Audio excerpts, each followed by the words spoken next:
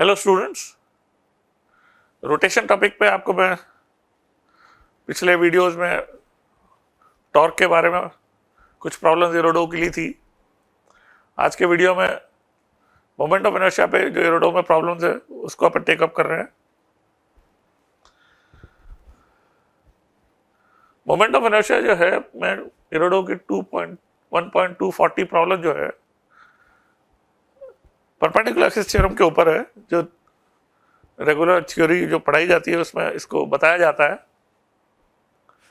हम उसके प्रूफ की बात करेंगे आज कि इसको ड्राइव कैसे करते हैं। और ख़ास बात इसमें यह होती है कि ये केवल प्लेन बॉडीज़ के लिए होती है, 3 डायमेंशनल शेप वाली बॉडीज़ के लिए नहीं होती है। लाइक डिस्क के लिए हो जाएगी बट स्फीयर के लिए नहीं होगी, ऐसे ही सिलेंडर के लिए नहीं होगी। तो जो 3D शेप की बॉडीज होती है उनमें ये परपेंडिकुलर एक्सिस थ्योरम नहीं लगा सकते। तो ये परपेंडिकुलर एक्सिस थ्योरम है क्या?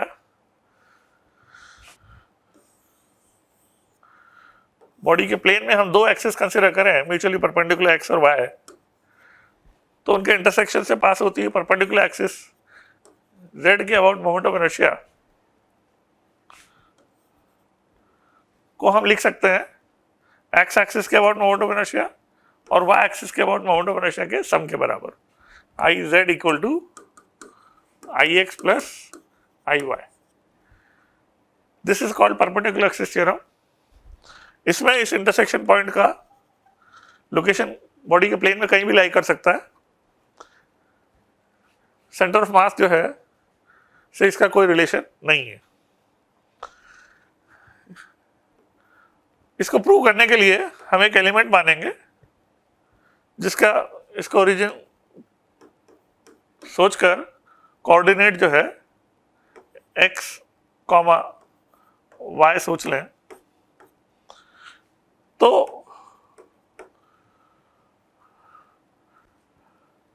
ये जो दूरी ओरिजिन से हो जाएगी वो r under root x I square plus Y I square हो जाएगी, जो कि जेड एक्सिस के अबाउट मोमेंट ऑफ इनर्शिया लिखने में हम इस्तेमाल में ले सकते हैं।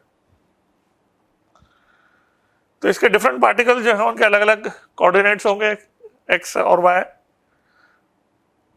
एक्स कोऑर्डिनेट जो है रिप्रेजेंट करेंगे वाई एक्सिस से दूरी और वाई कोऑर्डिनेट रिप्रेजेंट करेंगे एक्स एक्सिस से दूरी। तो यदि हम आई एक्स लिखना चाहते हैं तो वो सारे पार्टिकल्स का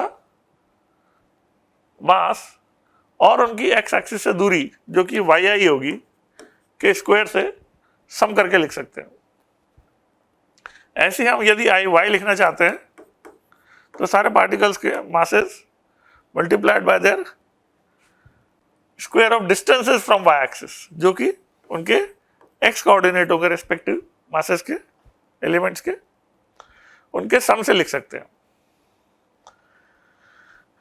यदि आप आई जेड की बात करें तो डिफरेंट एलिमेंट जो मासेस हैं उनके जेड एक्सिस से दूरी को आर आई लिखेंगे हम, तो sigma M I into R I square I Z हो जाएगा। अब क्योंकि आर आई स्क्वायर जो है X I square plus Y I square है, इसलिए हम इसको यहाँ पर X I square plus Y I square से रिप्लेस कर दें तो ये 2 टर्म्स का सम हो जाएगा, M I into x I square plus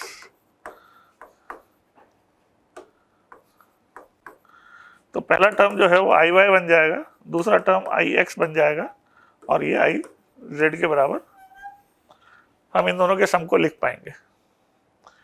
तो ये परपेंडिकुलर एक्सिस थ्योरम का प्रूफ है, जिसमें हमने देखा कि प्लेन होगी बॉडी तभी हम जो है जेड एक्सिस से डिस्टेंस की टर्म्स में जो है सारे पार्टिकल्स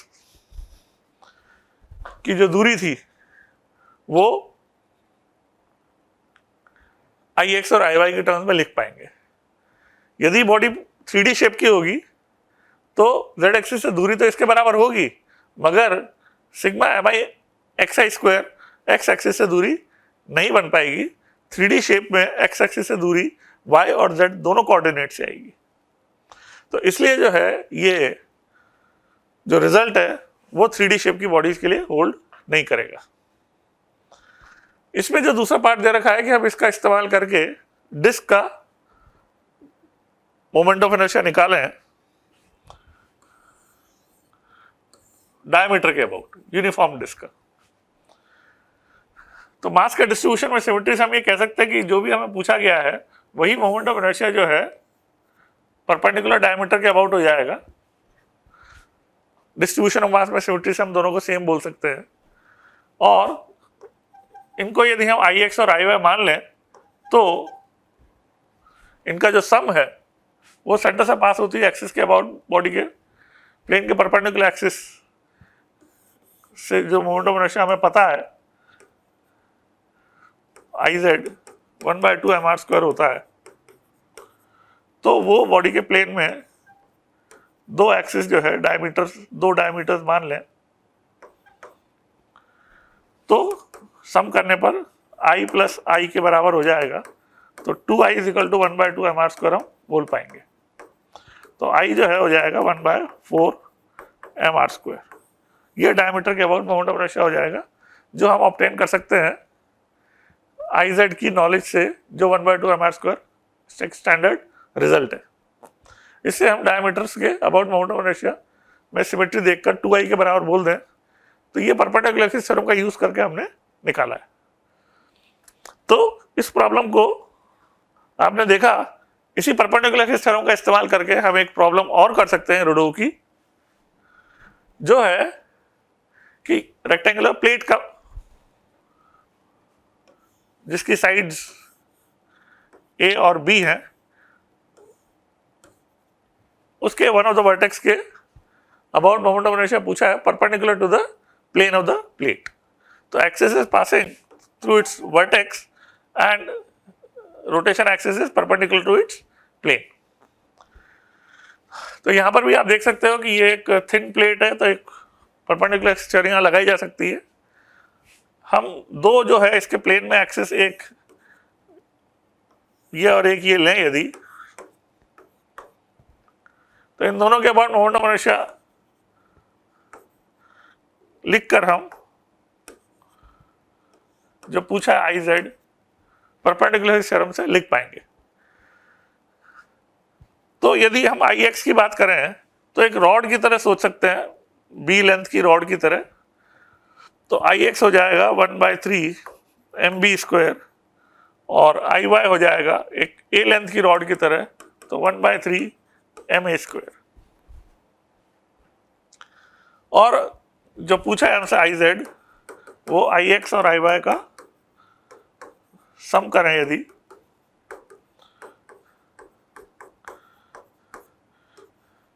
तो ये प्लेट का मोमेंट ऑफ इनर्शिया